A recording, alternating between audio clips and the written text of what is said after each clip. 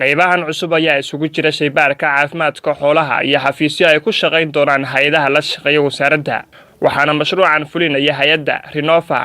mas'uul u hadlay hay'adda ayaa sheegay in ay sii wadayaan shaqada ay la hayaan wasaaradda xanaanada xoolaha ee dawladda Puntland aad ayaan ugu faraxsanahay maanta in halkaan wasaaradda xanaanada xoolaha xarunteeda Garowe aan ka dhigno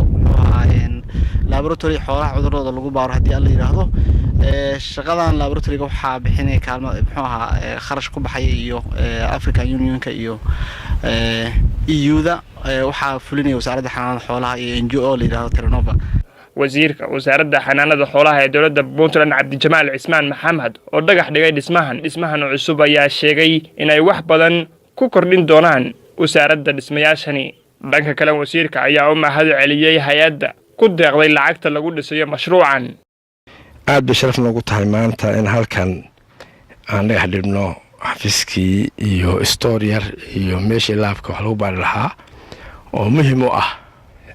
wasaaradda xanaanada xoolaha iyo Puntland guud ahaan maadaama ay tahay nolosha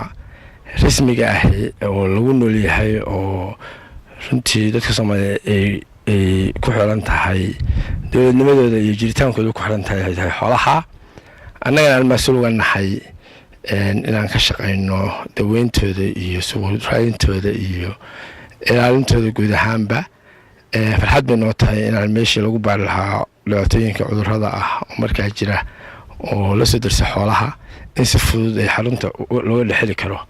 aad baa u mahadsantiin intii ka soo qayb gashay intiina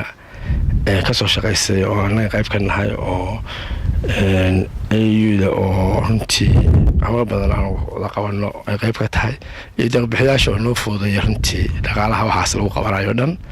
aad baan waxa Ilaahay ma noo mahad celinayna waa mahadsan yihiin qodobada dhisaysa waxaan kula ballamaynaa waxa hadda la keenay ummadda loo keenay la hagaajinayo runtii saanay dooranay oo inii siinay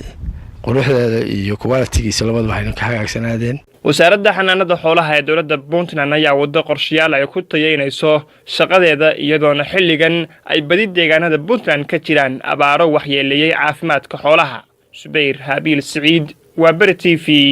Garowe